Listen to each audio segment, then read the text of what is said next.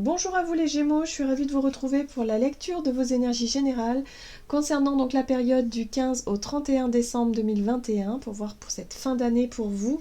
J'espère que vous allez tous et toutes très bien. Donc on va regarder avec le petit oracle de Gaïa pour commencer la guidance. Quel est le message pour vous? Alors je rappelle que c'est une guidance très très générale, prenez vraiment ce qui résonne pour vous. Vous pouvez consulter votre signe ascendant ainsi que votre signe lunaire. Et puis pour les personnes qui souhaitent une guidance personnalisée, vous pouvez me joindre via mon site julieguidance.com, vous avez le lien dans la barre d'infos de la vidéo. Allez, c'est parti pour vous les Gémeaux. Ascendant Gémeaux, Lune en Gémeaux pour la période du 15 au 31 décembre. Sublime. Utilise l'image du forgeron qui transforme le métal en acier pour t'inspirer. Examine tes souffrances, tes sentiments d'échec et sublime-les en force, en pouvoir lumineux. Ok.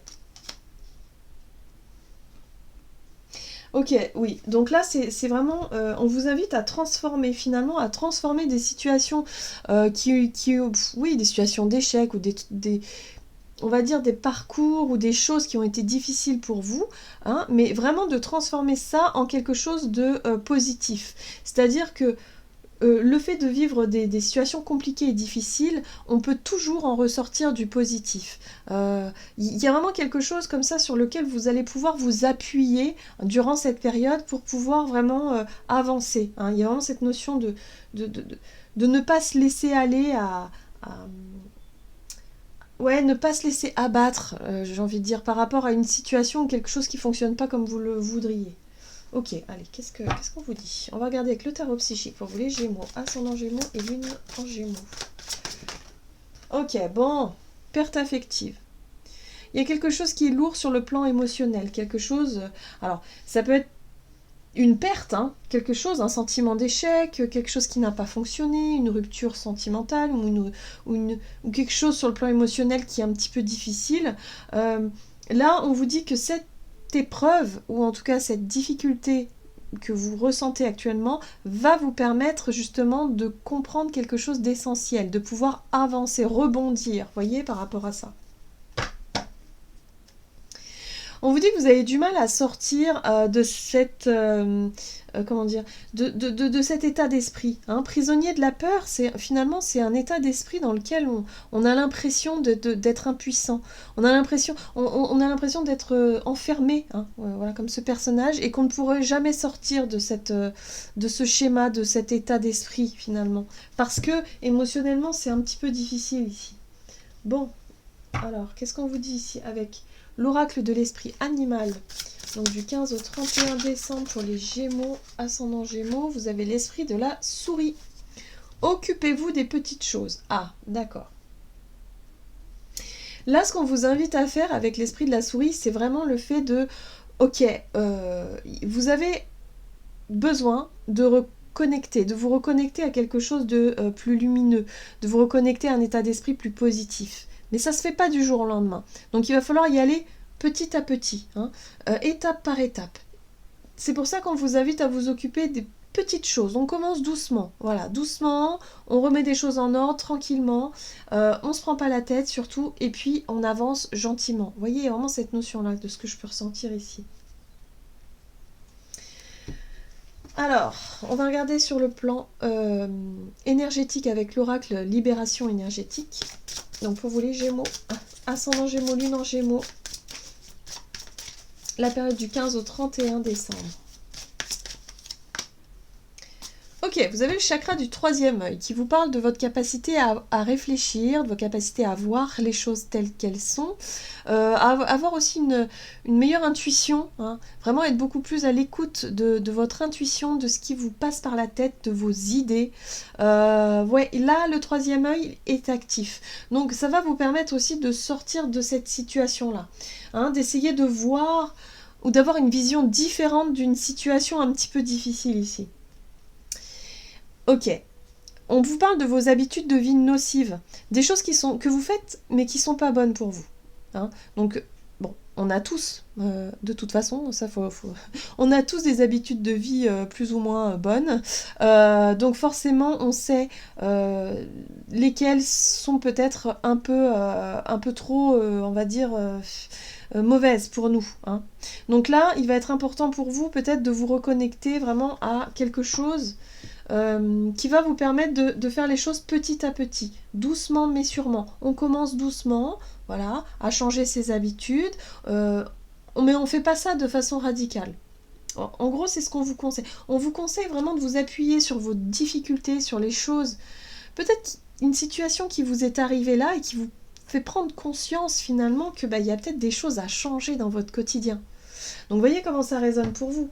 Mais ça peut être ça. Et de se dire, ok, ce qui vient de m'arriver là, c'est peut-être un message pour que je puisse enfin prendre soin de moi, pour que je puisse enfin faire changer quelque chose.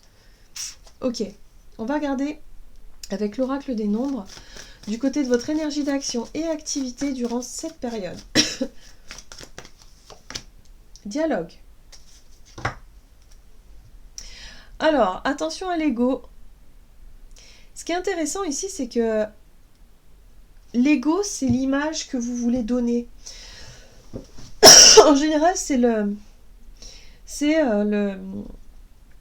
ce qui représente notre personnalité, c'est le moi-je, comment dire, c'est essentiel d'avoir un ego, sauf que l'ego, il ne faut pas qu'il soit justement mal placé, ou on va dire qu'il soit pas du tout, ou qu'il prenne trop de place, hein. Il faut justement avoir un ego qui soit juste là quand il a envie par exemple, de mettre des limites, par exemple, hein. L'ego, il est bien pour ça, parce qu'il sait se remettre au centre un petit peu des choses et ne pas s'oublier. Voilà. Là, il y a quelque chose. Il va falloir retrouver une espèce de fluidité, une espèce on parle de dialogue ici, oui, peut-être il va falloir retrouver peut-être une place, une juste place. Alors, soit parce que certains d'entre vous, vous étiez un petit peu renfermés sur vous-même et du coup, vous n'osiez plus forcément vous mettre en avant ou être vraiment dans des dispositions justement de dialogue, hein. Vous étiez peut-être mis en retrait, hein, durant une période là. Ou soit vous étiez peut-être même un peu trop sur la défensive parce que la blessure et la souffrance est là, hein, et du coup vous avez pu être un petit peu dans l'ego, hein, c'est-à-dire l'ego blessé, quoi. Ok, ouais, j'ai l'impression qu'il y a eu des promesses qui n'ont pas été tenues ici. Il y a des engagements qui n'ont pas été tenus. Voilà. Et je pense que c'est quelque chose qui vous a profondément affecté. Alors, là, il est question effectivement de renouer le dialogue ici avec une personne qui n'a pas tenu ses engagements, à mon sens, ici. Il y a eu des promesses, hein, la 4 de bâton, c'est l'engagement, c'est les promesses, c'est l'investissement, c'est des choses que, voilà, on cherche à construire, à bâtir. Et puis, on voit bien que la 7 d'épée, il y a quelqu'un ici qui est un peu fourbe et qui ne montre pas ses véritables intentions, hein. Donc, là, il y a eu de l'instabilité, il y a eu quelque chose qui a fait que, peut-être une personne ici qui n'a pas tenu ses promesses ou une situation qui n'est pas à la hauteur peut-être de ce que vous auriez voulu, là il va être temps de mettre des choses au clair, hein. Pour moi ici, ouais. Parce que ça crée trop d'instabilité, d'incertitude. Ça peut être sur le plan professionnel par exemple, hein, où on vous promet, je sais pas moi, un contrat, on vous promet des trucs, des machins, et puis finalement vous sentez qu'il y a quelque chose qui est difficile là, il y a quelque chose qui passe pas. La 2 de Pentacle, c'est quand on essaie de joindre les deux bouts, c'est lorsqu'on ne sait pas trop sur quel pied danser, en fait, c'est pas stable, hein, et vous cherchez quelque chose de stable. Donc là, il y a vraiment cette notion de vouloir changer cette instabilité, cette insécurité intérieure au travers du dialogue. Donc là, il y aura vraiment besoin ici de mettre les choses au clair, de mettre les choses à plat ici. Donc commencer doucement, voilà, hein, à mettre des choses en place. Là, on voit bien qu'il y a un besoin de changer, il y a un besoin de changement qui se met en place. Alors, ça peut être, hein, sur le plan professionnel ou par rapport à vos projets de vie. Bref, voyez comment ça résonne pour vous, mais en tout cas, il y a une envie de sortir d'un conflit. Parce que là, ça va pas du tout. Il y a une espèce de conflit là qui fait que ça va pas, ça crée trop d'instabilité, ça va pas du tout, et il y a un besoin de sortir de ça. Et vous allez en sortir avec le dialogue. Donc, un besoin de mettre des choses au clair, un besoin de réussir à renouer le dialogue avec une personne qui vous a certainement blessé ici, mais sans être dans l'ego, sans être non plus dans voilà, dans la dispute ou dans la revanche, quoi. Alors, On va regarder sur le plan relationnel et sentimental pour vous, les Gémeaux, ascendant Gémeaux, lune en Gémeaux. Le changement. Les possibilités. Ok. Alors, relationnel et sentimental pour les Gémeaux. Alors, la 10 de coupe, le roi d'épée, l'as d'épée. Il y a des vérités qui vont sortir. Ok, ouais. Bon, bah, vous allez être déterminé durant cette période à faire éclater des vérités, ou en tout cas à être dans la communication. Les épées ici sont c'est la communication, c'est le fait ici d'avoir envie de comprendre, d'avoir envie d'apprendre. On le voit bien avec ce page d'épée qui cherche, lui il cherche la vérité, il cherche à savoir en fait. Hein. Le page d'épée, c'est une énergie vraiment qui vous invite à chercher à comprendre, chercher à savoir, à avoir la vérité, voilà, pour que les choses soient plus justes, vous paraissent plus claires, pour pouvoir aller dans une direction précise. Le roi d'épée ici, c'est vraiment la capacité que vous allez avoir à prendre des décisions. À trancher, à aussi vous dire bah oui mais moi j'ai toutes les informations ici, je sais ce que je veux, je sais où je veux aller, hein, vous voyez, d'avoir les idées claires en fait. Hein. Le roi d'épée, il a une posture, mais une posture un peu autoritaire parfois. Hein. Donc là, il y a vraiment l'idée de retrouver une place, de retrouver quelque chose sur le plan relationnel ici, votre pouvoir de décision, moi j'ai envie de dire, c'est plutôt ça. Hein. Ouais, c'est comme si vous retrouvez votre pouvoir de décision, et puis surtout, votre capacité à dialoguer, votre capacité à exprimer ce qui vous semble juste, en tout cas, pour pouvoir retrouver une espèce d'harmonie. La 10 de coupe, pour moi, ici, c'est vraiment l'idéal. C'est l'harmonie, c'est la petite maison dans la prairie, c'est voilà, c'est être vraiment dans le partage avec les personnes que l'on aime. On veut que les choses soient claires. On voit bien chez vous ici que vous avez besoin que les choses soient claires, que les choses soient vraiment dites aussi. Hein. Si vous aviez peut-être gardé des choses pour vous ces derniers temps, bah là, ça suffit. Il va être temps de dire les choses pour pouvoir avancer. Bon, c'est très bien, c'est très positif parce que ce chevalier de coupe là, il peut être porteur de bonnes nouvelles. Hein, il peut y avoir quelque chose qui se débloque et qui vraiment vous apporte quelque part un esprit un peu plus léger, une opportunité ou quelque chose qui vienne ici, une proposition qui soit séduisante pour vous et qui vous permet d'avancer. Ouais.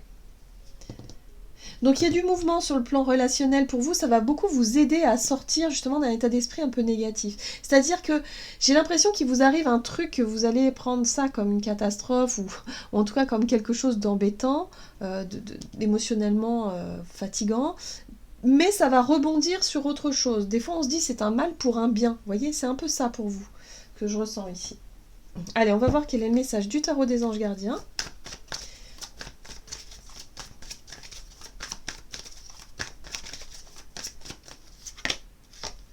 Gardien de l'émotion. Une situation qui nécessite que vous fassiez preuve de maturité sur le plan émotionnel et que la confiance règne. Vous êtes entouré de personnes qui n'ont que de bonnes intentions, alors faites-leur confiance et écoutez leurs conseils. Les problèmes seront résolus. Personne, vous peut-être, généreuse, raffinée, ayant la fibre humanitaire et en qui on peut avoir entièrement confiance. Ok. Ouais.